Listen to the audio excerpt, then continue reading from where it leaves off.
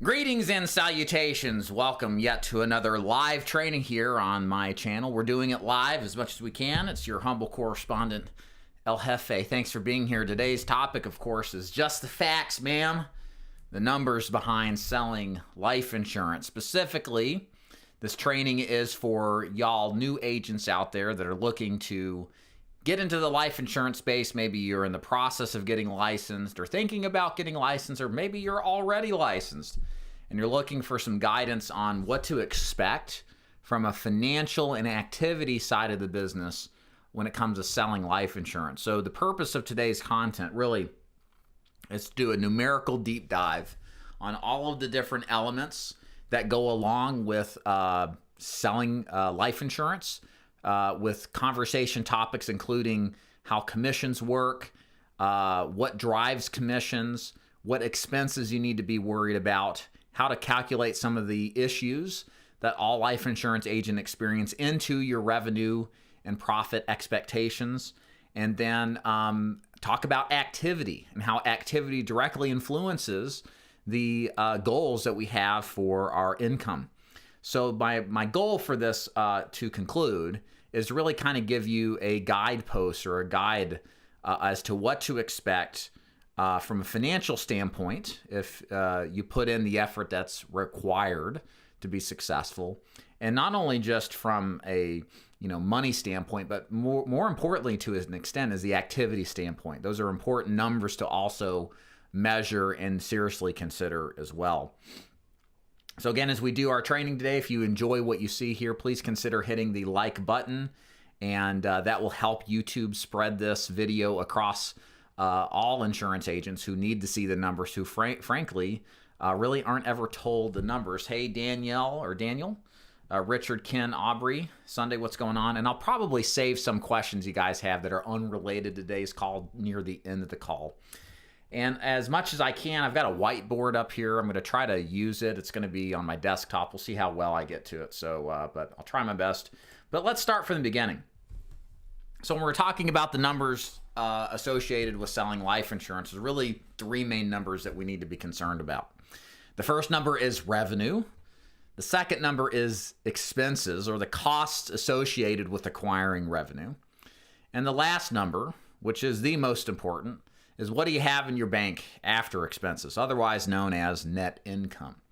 And we're going to do a breakdown on all three of these numbers. And again, the goal here is to try to add clarity to what you could really expect selling life insurance. And just so you know, life insurance is kind of a broad product, right? You could sell IULs, you can sell final expense, you can sell mortgage protection.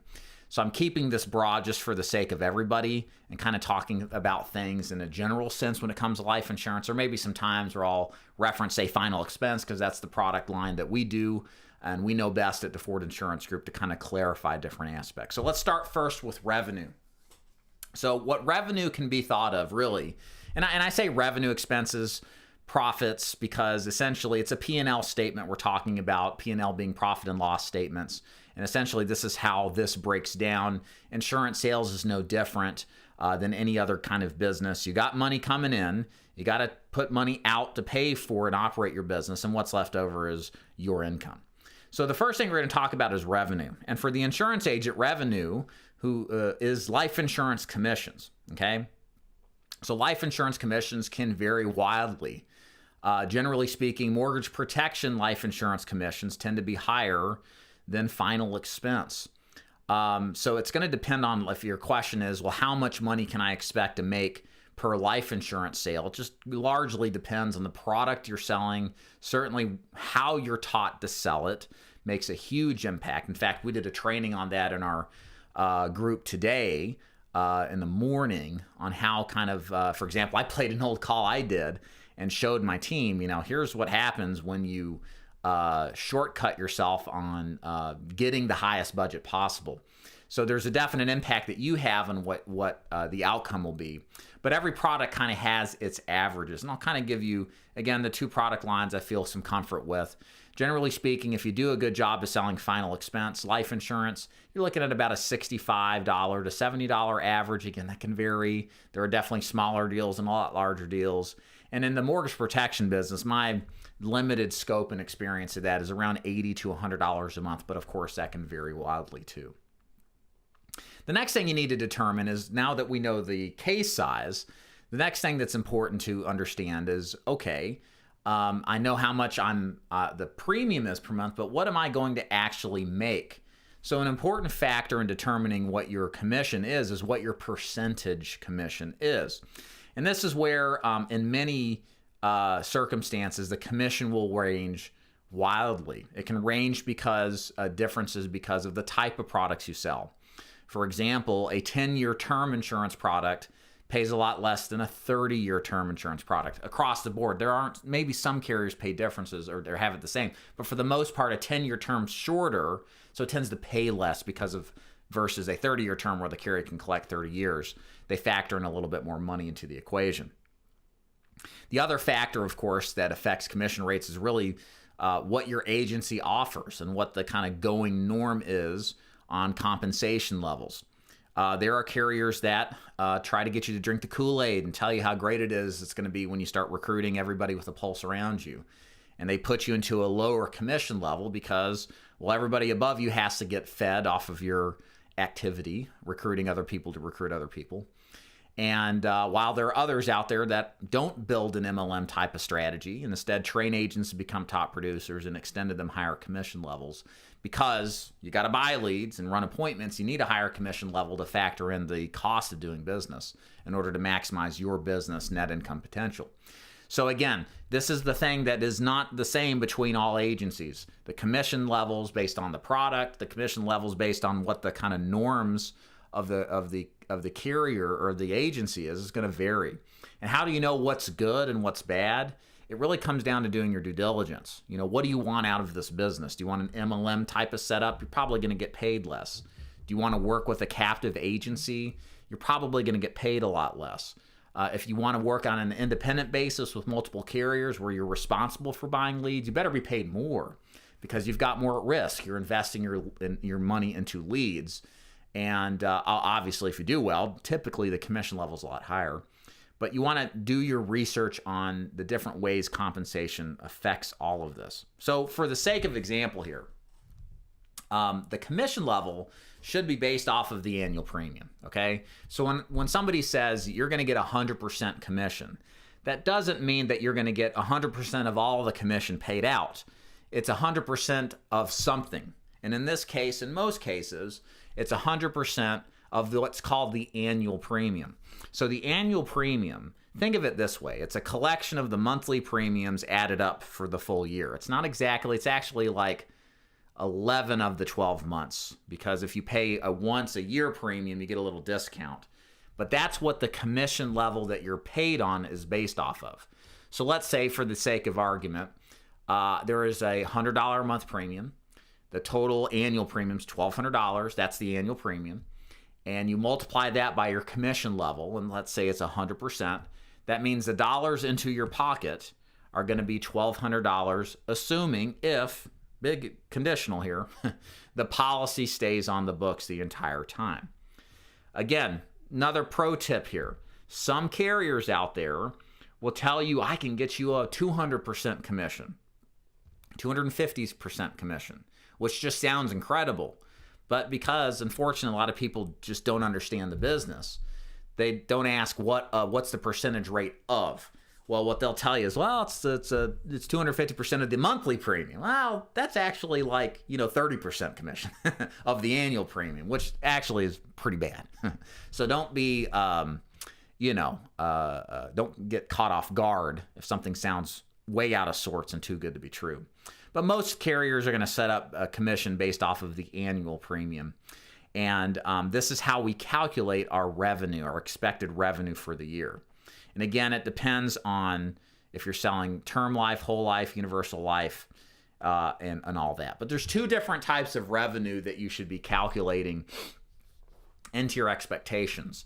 There is the first year commission, where the assumption being the whole thing stays on the books for the full year.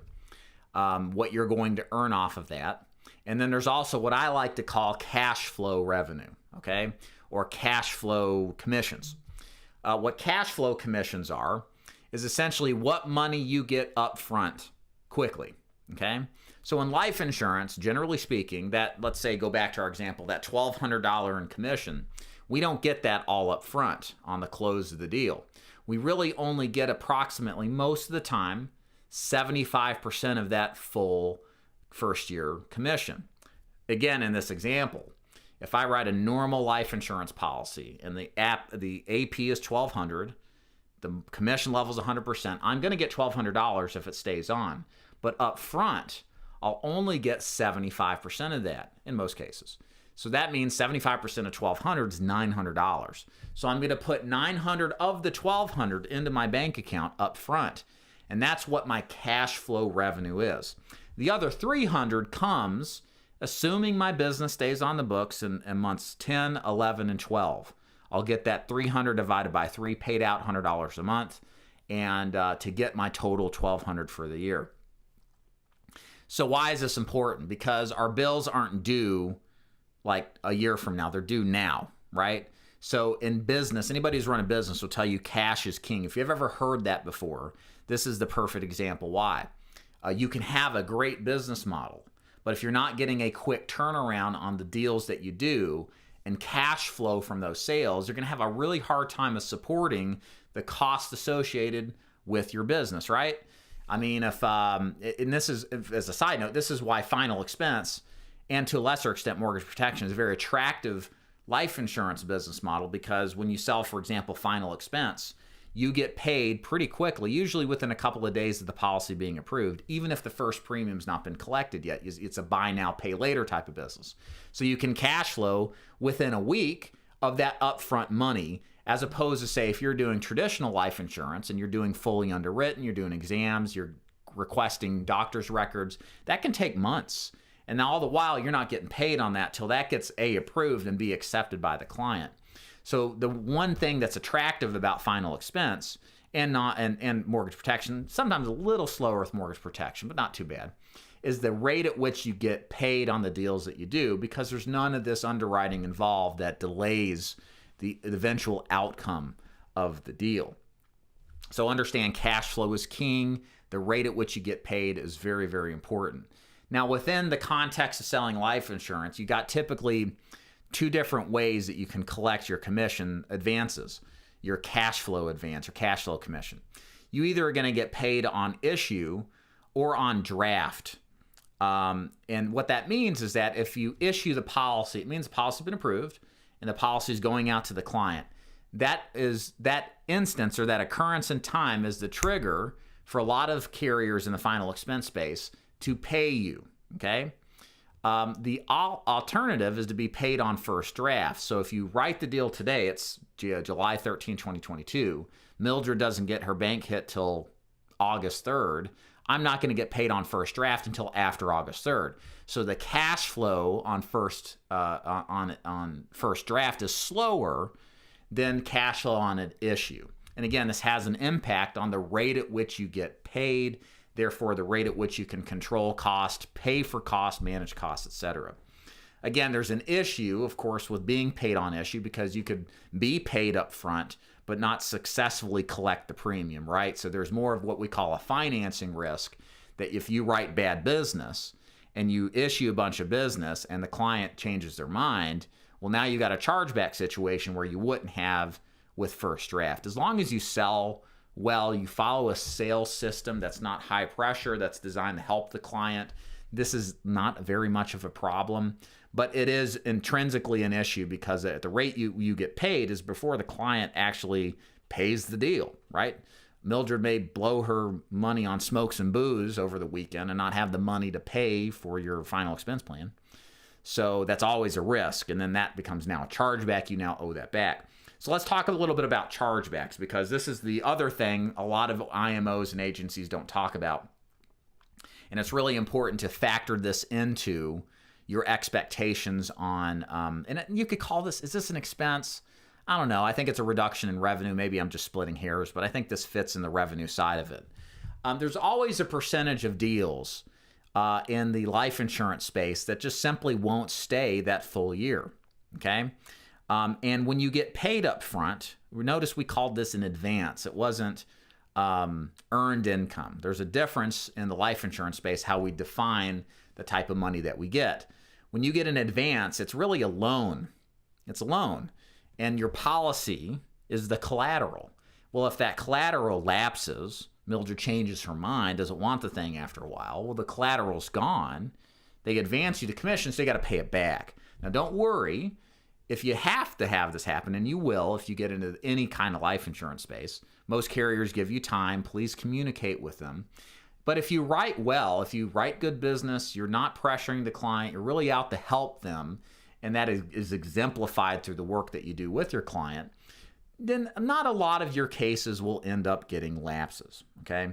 What percentage are we talking about? It's going to depend on the product, the market, but for life insurance, to me, somewhere between 15 and 20% is the goal lapse rate, to do no more than that amount per year.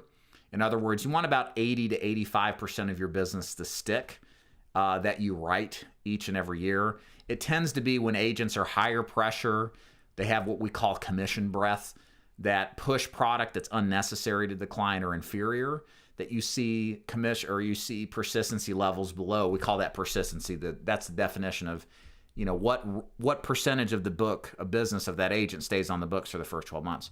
We see that drop below 80% if an agent is high pressure, greedy, or in many cases represents a marginal amount of carriers, or maybe just one.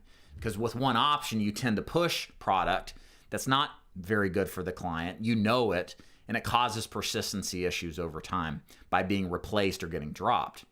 And they tend to be higher priced products too. So we have to factor that into our expectations on revenue. I think it's safe to say to take off 20% of the total revenue that you gain each year or each week, I guess you could say, as being an ultimate chargeback situation. For estimation purposes, you might end up being higher, you might end up being a little bit lower. Most people are at or above that if you sell well. And the thing with chargebacks is if the client lapses, maybe let's say 3 months in, with most carriers, you only have to pay back the difference in commission dollars on advances that were unearned. So you get to keep the 3 months that you earned and pay back the 6 months that you didn't. But that's not across the board. Some carriers require you to pay the full advance back if it's been within a period of time that the lapse occurred from the issue date when the plan originally started. But not a lot of them do that. So it's just going to depend. But you get to keep some of that, I guess is what I'm saying. So it's not a flat 20% that is going to be wiped off. But for estimation purposes, better be cautious than overheated about our expectations. Hopefully that makes sense. So, and again, the key thing here to guys to minimize, what you want to do is make sure the way that you reduce chargebacks is, number one, sell according to the client's need. Focus on that first and foremost. Don't high pressure the client. Look, these people can cancel anytime they want to. It's not car sales, guys. You know, you can't just like trade the car back in. I mean, I guess you can, but you know, you can win still in that situation. But with this, they don't trade that policy back in. They just cancel it and you got a chargeback, right? And the second thing here, very important, is make sure you have an option of carriers that you can go to. Again, if you're selling the best option to the client based on coverage and the rates, the likelihood is very high that you're going to keep that business on the books as high as possible. Okay, so those are the two things. And let me check the chat here before we kind of wrap this part of the training up. Excuse me, sorry guys. Hey Dana, what's going on? Thanks for being here. Kevin, nice to see you again. Truck driver, hello. Mantra, thanks for teaching on this without the fluff. Absolutely, happy to do it. Aubrey, what's a typical chargeback period? So basically 9 months, right? But it reduces in scope as each payment is paid. Some carriers, like guaranteed issue carriers, advance 6 months. Some carriers have a cap on the amount of advancing you can get that's typically low, like $500 or $600. Again, those are kind of exceptions, not the rules. Always want to keep the client's interest in mind above all. Yeah, it really, and it pays to do that, right, Richard? I mean, that's how you as a side note, it's not about what you make in this business, ladies and gentlemen. It's about what you keep. It's about what you keep. It's about what policies stay in the books, because that's what takes care of your clients in their time of need and pays a death benefit. But it also pays you, because if you write the deal and it lapses, you got chargebacks, you're out of the business pretty quickly. Good to hear from you. Thank you for the golden nuggets. Thank you, Hector. Appreciate it, man. Okay. So that's revenue. That's the definition of revenue. We're going to put all this together later, but I'm going through every little bit of this to kind of go over everything with you. Okay.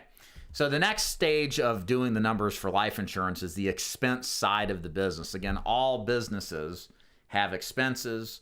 That's the reality. We're no different here. It is what it is. What are the expenses associated with starting a life insurance business?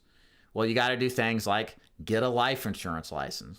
What's the cost of that if you're not quite to that point yet? Probably $200 to $400, depending on the state. If you've got to do fingerprints or not, doing pre-licensing, there's a lot of fees that they're going to get you on before you're a fully credentialed life insurance representative in your state. You also need to get errors and omissions insurance. That is a basically general liability coverage that all agents have to get in order to represent most companies. It is $460 a year. You can usually break it up in the monthly installments to make it a little more affordable. That's what I did when I first started. And then, of course, there's the home office setup. So if you're a face-to-face agent, you probably already got a computer or telesales, so you don't need to invest in that. You do if you didn't for some reason, but you wouldn't be here on YouTube if you didn't, I guess.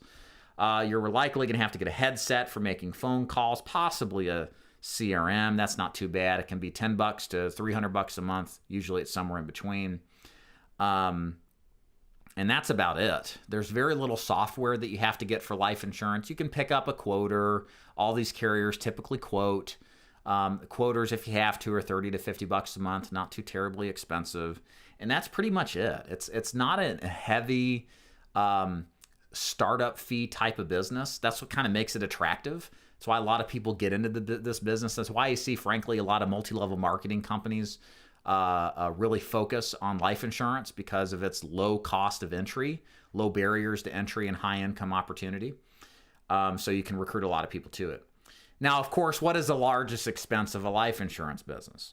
Bottom line, it is the lead cost. It is the cost associated with generating business.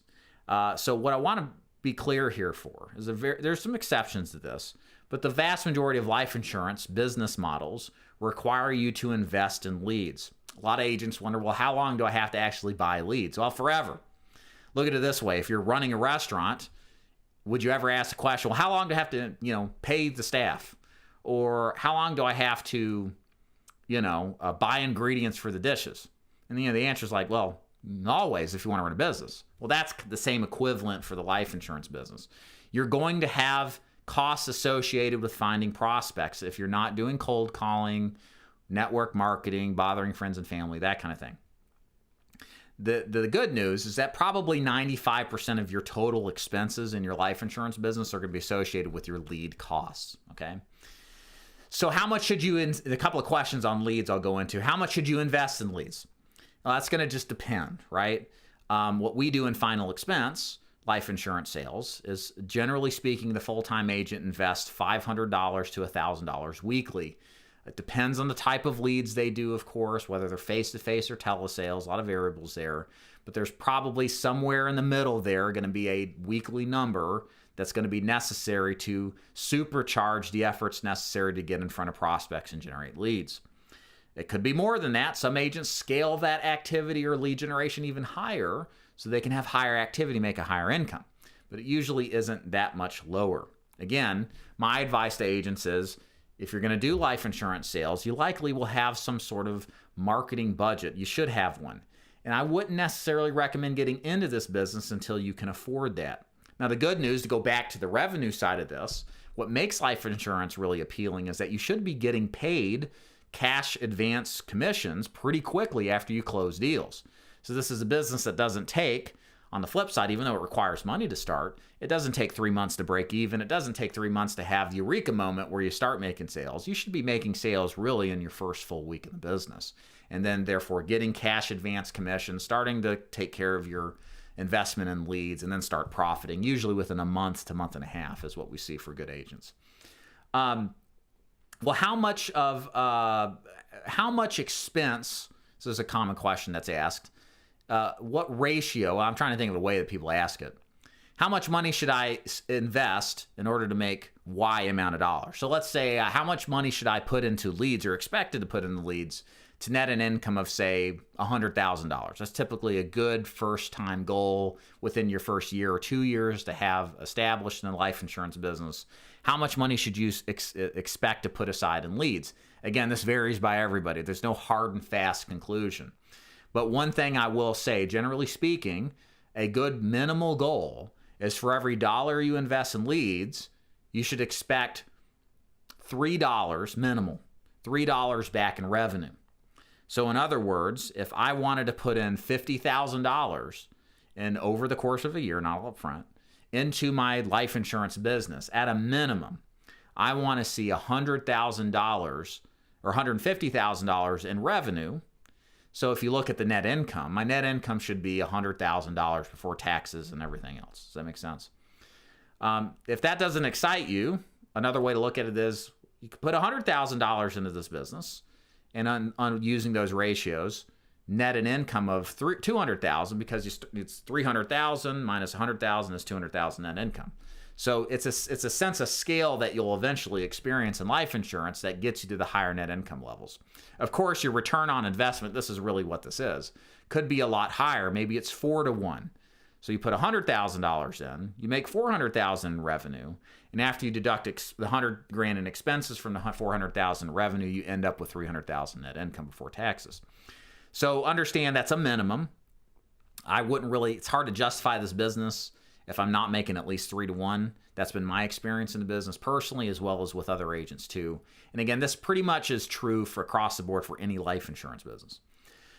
Some other questions on expenses. What are the best sources of life insurance leads? Again, it depends if you're doing telesales or face-to-face. For face-to-face, I love direct mail for pretty much any sort of life insurance sales opportunity. Figure out what direct mail systems work. Do those. Those tend to be the highest quality leads. For telesales, either some kind of live transfer or digital lead tends to be pretty good. Yes, you have to buy weekly. We covered that. And what if you don't have any money for leads? One option is to do some sort of seminar marketing strategy like what we talk about. Go to places that have group meetings, opt to do some sort of educational talk on your life insurance product and the problems that it solves. And what you'll find is if you do enough of these, you'll just naturally develop prospects and be able to sell them without the larger expense associated. It's more of a short-term solution for most people to build a war chest or a bankroll to get into purchasing leads. We teach agents to do that in the final expense space. So that's the expenses side. Let's go back to the chat here. Can you give a breakdown of numbers, telesales? Hey, Dade. Final expense versus face-to-face. I don't really think there's that much of a difference, really. I'm trying to make the difference and the distinction where I can. Dade County. But it's pretty much the same business model. Now, maybe in the activity section we'll do it. So I'll get back to that in a minute. Let's continue to go. That's gold. It's not what you make, what you keep 100%. Hey, Angela, how you doing? Mark, how you doing? Nice to see you again. Hey, Dave, is there an insurance company that will cover high-risk clients with immediate coverage? Not graded, not modified, charging higher than expected. Yes, but you'd have to define what high risk means. High risk is something that is subjective, right? Like, I can get somebody affordable plan that's 500 pounds, 5 foot, bipolar, 65 years old, that takes 100 units of insulin a day. I can get them a really good price, but it's within the context of what the carrier allows.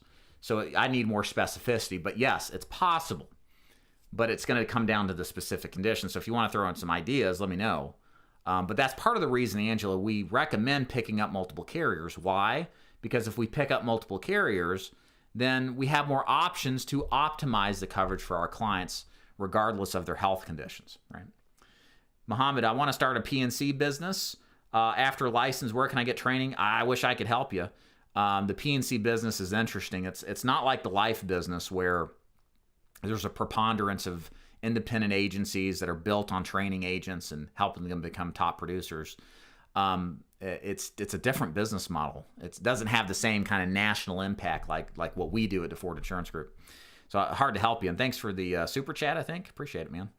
Apparently I can get paid. So if you guys want to pay me, hit the money button down by the chat and type in 500. Hit send. Or not. I don't need your money. But I appreciate your viewership. If you could hit the thumbs up button, that's a good compromise too. All right, let's keep going. All right. And of course, the net income is the money that's left over after all is said and done in your bank account. And again, that should be a goal of somewhere between, at a minimum, 3-to-1 to 4-to-1. In other words, if you brought in $300,000 of revenue, I'd want to see a minimum of $200,000 in net income. So that's a 3-to-1 return on investment, because you invested $100,000 to get $300,000 revenue. But it will vary. I have agents that have an 8-to-1 return on investment, a 10-to-1 return on investment. It's kind of like baseball. Like, you don't have to be Cal Ripken and have a 300 batting average to be Hall of Fame. Your batting average can be less than that if you're good and consistent and knock it out of the park, right? So what you'll find doing this business is your numbers are your numbers. They will improve over time as you improve, as your skill set develops, as you become a better agent. But it's an interesting concept. I learned this from Doug Massey, who's a YouTuber as well. Make sure you subscribe to his content if you want more perspective on the business. It used to worry me because I wasn't closing as an agent, final expense agent, 35% of my direct mail leads. I was closing like 20 to 25%. And it was always wanted to be like, in my day, John Duggar, which I've done interviews with, very good agent. He was closing like 35% plus of his leads, and always bothered me. It's like, how is he this good? How can I not be that good? And there are some things I should have been fixed in my script that I now am aware of. So there is that. But what I recognize is when Doug Massey came in, he kind of upended this kind of perspective in the business when it comes to scale. Everybody was about buying 20 leads, sitting down with 12 and closing as, 8, which is a hard feat to do, to have that good of a conversion rate. What Doug did instead is he went out and bought 80 to 100 direct mail leads a week, and then he'd close 15 of them. And yeah, his return on investment was lower than, say, a John Duggar's, but the net income, because the volume of production was so high, it didn't matter. And it dawned on me when I saw this, that he's exactly what I should be doing. Is scaling this, because if you can do a 20 or 25% conversion rate and you can keep your ROI in the 3-to-1 to 4-to-1 range, then the way you make more money is a lot easier if you just do more work, as opposed to trying to go from 25% to 35%. That is a tough task to do for most people, to do it consistently. Again, look at any performance-based activity. A guy that goes from a 250 batting average of 300 and consistently keeps it there, man, that's tough. It's next to impossible. But the guy that's at a 250 batting average that swings the bat 1,000 times probably has more hits, a better record than the 300 batting average guy that goes 300 times at bat. Does that make sense? So part of this business and life insurance is about scale. At some point, you'll get all you can out of everything you got. And then the next step is to increase your activity to the highest level possible in order to maximize your income. Okay. So a couple questions here in the chat I'll take. Thank you, Mark. Appreciate it. 500. I'll take that one too. 5 foot 3 inches, 255, 74 female, COPD. I would take a look, Angela, at Aetna Standard. They do not have a height weight chart, and they do take COPD. That would be the one to use. We'll keep it coming here. Okay. Activity numbers. Optimize activity is the foundation of your success in selling insurance. So we've kind of talked about the numbers, just some basic examples, but I also want to key in here on activity, because activity is king in this business. You have to see the people in order to have success selling life insurance. Make no bones about it. If you're not getting in front of people in person, or you're not making those phone calls to talk to people over the phone, you are nothing in this business. You will fail. So you have to commit yourself to activity. And we're going to talk about the expectations here in a moment, but I cannot underscore the vast amount of importance of making sure every single day of your life as an insurance agent selling life insurance that you're working hard, number one, from the sun going up to the sun going down, getting in front of prospects and convincing them to buy. If you don't do that, sayonara. Everything else pales in comparison in importance to seeing the people. If you can't see people, you can't make sales. Now, what do we care about when we look at the activity side of the numbers of selling final expense or any life insurance product? And I'm just going to try to keep this simple. So there's a couple of things we're concerned about. Number one, outbound activity. So this would be knocks, knocking on the door, calls, maybe to do a telesales presentation, or calls to set an appointment to see somebody face-to-face. We need to be obsessed with that. Number 2 is the number of presentations given a week. How many presentations did we start, at least in the home or on the phone? Number 3, obviously, how many applications did we convert from those presentations? And then how much total premium did we write per application for the entire week? So, again, in life, just as it is in the insurance business, some things matter more than others. And we need to fix our perspective on the things that make the biggest difference and the outcomes, the positive outcomes in our business. And in the insurance business, the foundation that is the underlying foundation to everything else that we do, to the numbers of when it comes down to commissions and sales, to the activity side of things, the thing that matters the most is the knocks, the calls, the outbound activity. From the very moment of picking that phone up and dialing it, or going to that front door and knocking on it, that is where every commission dollar stems from. I cannot overemphasize the importance of seeing the people. If you are not doing the work to make the phone calls, if you're not doing the work, the door knock on the doors, if you're in-person sales, you will not see the presentations, you will not see the sales, you will not see the commissions, you will see a job at Walmart as a greeter or something else. You just won't be in the insurance business. And the point of me saying this is we have this sense of overcomplicating what should be simple. One of my objectives in doing training is to simplify what seemingly could be complex. We can make this business of selling insurance very complex very quickly. We can do too many products. We can overthink things. But truly, down to its core, what matters most if you want success is having a system to get you in front of prospects and applying the activity commensurate to yielding the results that come out of it. In other words, door knocking, seeing the people, calling them from sunrise to sunset. So that is what matters most when it comes to the activity side. If you do the activity all day long, you will get the presentations. If you're not a dope, if you're following the script, you will, if you do the calls, you'll get people that will be interested in listening to you. But you got to put the work in, okay? And again, I get this question a lot from agents, and it's a good question, and I understand. But a lot of agents will say, well, how many calls a day should I do? Exactly how many door knocks should I do? And maybe I'm grossly oversimplifying this, but I think it is the answer. As many as humanly possible.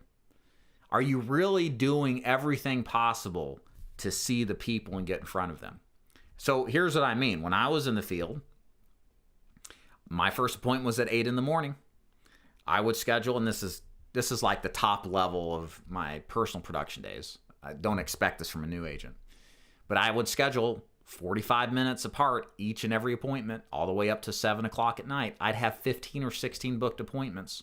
And then between those appointments, if I had to, and I had the time, I'd door knock every conceivable moment that I had awake was spent finding people to sell insurance to.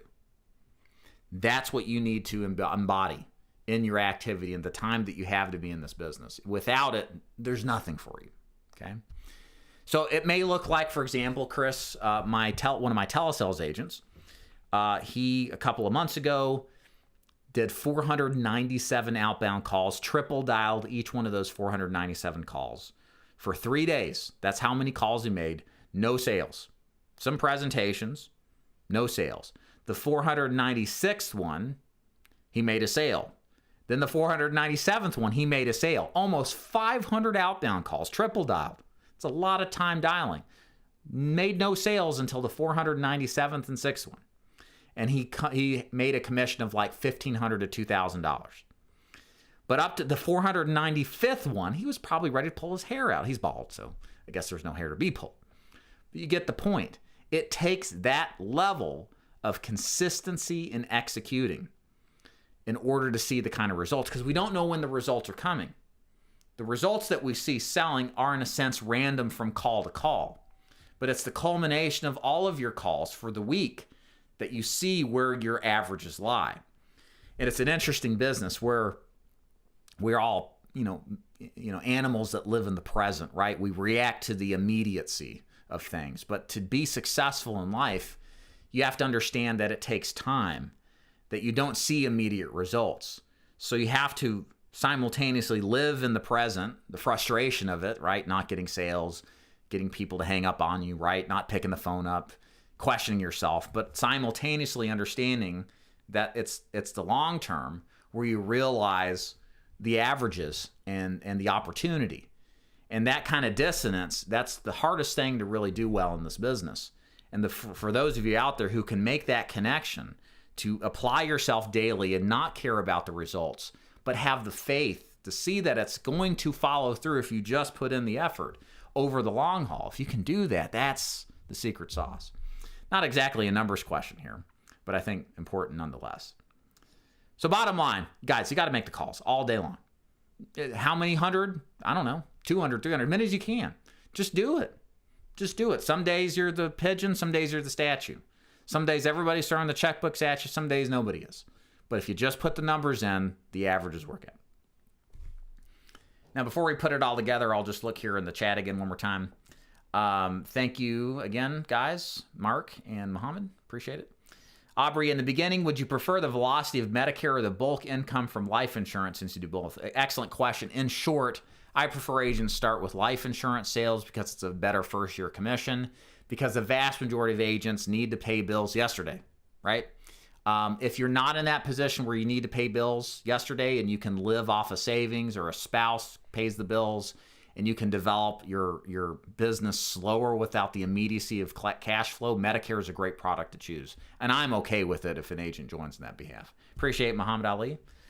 Thank you very much, Angela. The only problem with that, Cat Daddy, is I don't know if that height weight is going to measure out. That might be a little short and a little heavy. It would work, though, if it does fit, literally. If it doesn't, Aetna is the choice. But very good. Aetna will do COPD. It's just they have a height weight chart. Aetna does not for their Ascendo plan. Okay, so let's put it all together here. So again, I'd say again for final expense, the average AP, let's call it $1,000 in AP. Your commission level, 100%. Some are going to be paid less, some are going to be paid more. You get a chargeback of 20% is a good place to go. My goal for a new agent is to have 5 policies written a week, or 1 a day who's full-time. I would expect at least 15 appointments to book that. That's being a little conservative. Might take less appointments, but doing 15 appointments is kind of the magic number in activity. So if you're doing 15 appointments, things tend to turn out in your favor. And so you'd be looking at 1,000 AP times 5 policies times 100% is 5,000 in AP submitted. Take off 1,000 or 20% to have a net revenue of 4,000. You're going to get an advance 75% of that, so that's a $3,000 cash flow. And if your expenses is $1,000 a week, if you're full-time, that's not unheard of. It could be a little less, could be more. Then your net income is going to be $3,000, and your cash flow net income is going to be $2,000, because you'll get that back $1,000 in months 10, 11, 12. And so that's kind of the upfront expectation on what you'll be paid. And what's cool about this, guys, is you can apply some level of marginal improvement to your numbers. So when I say your numbers are your numbers, that is true to an extent. But there are certainly some things you can do with proper training, coaching, and development to better improve those numbers. The most obvious thing that you can improve on here, and just kind of looking at this, is you can improve, and we can actually improve all of this. So for example, there are ways to maximize your compensation so that you're paid more, or I should say you get a bigger deal per sale. So one of the things I didn't do as an agent is I didn't sell the premium, and I didn't talk about inflation as it related to paying for final expenses. And those two things I didn't do cost me a lot in money left on the table. My average case size in 2016 or so was $540, $550 annual premium. My agents nowadays, with the new training we've incorporated into the script, they're averaging closer to $700 to sometimes $900 average in annual premium. And why does this matter? Because if all else is equal, If I could go from $550 annual premium to $800 AP, annual premium AP for short, that's a net difference of $250 annual premium. If I'm paid at 100% commission, I'm making $250 more in net income, right? Because it didn't cost me anything differently to change how I sold with these techniques added in. And if I sell 200 policies a year that stay on the books, $250 times $200 is $50,000 in increased net income. That's powerful. And you put that into a SEP IRA, which you should be doing if you're a self-employed business owner. Do that for your entire career, and you've got your nest egg in retirement. But it costs me nothing in additional expenses to employ a strategy to basically what we call build the problem bigger than how they originally perceived it. So that's one way you can improve right off the top your profitability in this business. Another way is to reduce your chargeback percentage, right? The easiest way to do that out the gate, guys, is be an independent agent. Recommend a multitude of carriers for your client. Serve the client, not you. If you're in a captive situation, the problem is you're pushing product. You're pushing product. And it gets worse once you realize how many better options there are out there. And what will happen in many cases, not always, but in a lot of cases, your persistency and the quality of business that stays on the books decreases. And therefore, your actual income is less because you're holding on to less business. And the other part of that, too, is sell with the client's interest in mind. Don't push. Don't do what I call applying external pressure. Like, you're an idiot. Why don't you buy? Don't you feel guilty? You're a bad person? Don't sell like that. Instead, sell by building internal tension. I learned this from an agent, really great agent. I don't know if he's still around, Tim Winder. Guy wrote $400,000 in 2009 and 2010 in final expense consecutively, which is huge numbers back then. And he talked about building internal tension. And that what that really means is when you're selling, you got to always go back to their problem, their why, and tie that into why buying today is the way that we solve for this problem. And if you do that, if you keep the focus on the client's needs and their desires and what they want to accomplish, you're going to sell more, but not just sell more, you're going to keep more. And like we talked about earlier, keeping is what matters in this business, not just what you sell. Obviously, you can improve your sales skills, right? You learn how to pre-qualify better, set better appointments, get into more doors, convert more of your outbound calls into presentations. If you can do that, you're exposing yourself to more opportunity, right? If you're just swinging the bat more often, you're going to make more sales, and making one additional sale makes a huge impact on your bottom line. If all else is equal, your costs, etc. And the last thing, too, to consider is your commission rate. Guys, a lot of you out there are in agencies or looking at agencies that don't maximize your compensation. They start you lower. They put you in this position commission-wise where you're not maximizing your take-home. And you're not really getting the value back that you deserve. At the end of the day, this is kind of what I've always told people, at the end of the day, it doesn't matter what agency you're with. It's you that has to decide to go out there and make things happen or not. And if you're committed to getting good training and have access to good leads, at the end of the day, the buck stops with you. You should be maximizing your compensation as high as possible. Again, if you write 200 policies a year and your average premium is 800 premium, that's $160,000 in AP. If you're leaving 20% off the table because you're with an agency that pushes overpriced products and they lower the commissions for the really good ones, and there's a difference of 20 percentage points that you could have gotten, that's $32,000 a year in lost income. 20% times 160 is $32,000. Just because you're with the wrong organization. That happens every single day in this business. So making sure you're being paid the requisite amount based off your experience, and also the carriers that are good to have, making sure that you're paid what you should be on them is very, very important, that you make sure that that actually happens. And that basically, guys, ladies and gentlemen, is the numbers. This is the numbers from a revenue, expense, and net income standpoint, and certainly activity. I hope this gives you some perspective on kind of what to expect. Again, my goal is always to basically look through the veneer that the MLM culture tends to stick with this business and give you the truth about what to expect. And I welcome your comments in the chat, or just post them in the comments if you have anything you'd like me to clarify on. All right, I'll jump into the chat now. So if you guys are live, get them out here ASAP. and then I'll answer it. And then for those of you who are watching recording, just anything you'd like to throw into the comments, please do. And make sure you hit the like button if you've enjoyed this wonderful content. Thank you guys for being here. Okay. It does. I checked the medical reference guide. Okay, cool. Yeah, if the height weight works, do it. That's good. If it takes somebody that short. My wife's 5'4", so I shouldn't be saying that out loud. Preferred ends at 253. Wow. Okay. Okay, so you're right. We're right on the edge there. Excellent. Thanks, Cat Eddie. Hey, Cat, what's your opinion on transferring from an advanced payout to an as earned? What's the smartest way to that transition? I admittedly never did it, and I never felt bad about it because I was always writing business. If you're always writing business and taking an advance, you ain't got nothing to worry about. Yeah, sometimes the advances or the chargebacks come in waves, and you got to take care of that and mitigate that. But my opinion is you might as well get the money up front if you write the business, as long as you can manage your business professionally.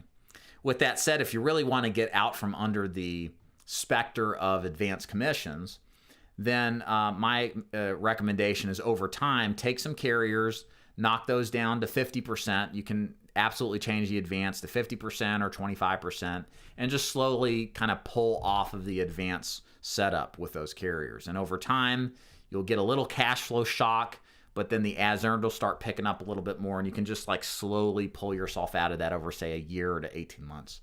That's how I'd look at it. Hey, D'Angelo, what's going on? Thanks for being here. Do these numbers... Oh, let me go back. Kima, which AML training do you recommend? The one that's Insurance Bay. It's free. You can do that. You can also, if you work with American Amicable, they usually offer a free AML. Some carriers require their own, like Prosperities, but I just do what's Insurance Bay's. So most of us use Insurance Bay that recruit. Just do that. Hey, D'Angelo, do these numbers apply to telesales? Absolutely. There's nothing really unique with what we're talking about with telesales from an activity standpoint. Again, if you think of the big picture here, if you are on the phone all day that you're supposed to be while you make these calls, then you'll be fine. You know, if you're supposed to work a 10-hour day on the phone and you're on the phone talking to somebody, trying to make outbound calls, that is like most of that time, like 9 hours plus, you're fine. You've got the right mentality about the business. The numbers will work itself out as long as you're doing that, okay? All right, ladies and gentlemen, I hope you enjoyed today's training. If you'd like to learn more about joining DeFord Insurance Group, go to daviddeford.com/FAQ. We do train agents to sell final expense either face-to-face or over the phone, as well as Medicare face-to-face or over the phone, ACA health insurance, and annuities. You can do this nationally with me. I live in Chattanooga, Tennessee, but I recruit everywhere nationwide. We do this full-time and part-time. So if you wanted to do this part-time, we absolutely support that as well. And last question here, Kimberly, how much do I need to invest to get good quality leads for final expense and Medicare? My opinion is on a full-time basis, probably $500 to $1,000, albeit with a good Medicare program or good Medicare production. A lot of these carriers will provide subsidies, or I shouldn't say subsidies, lead credits really, to reduce that cost of doing business if you bring them the goods, if you will. Thank you very much. We'll see you next time, and I hope you all have a good rest of the week. Appreciate you being here. Bye.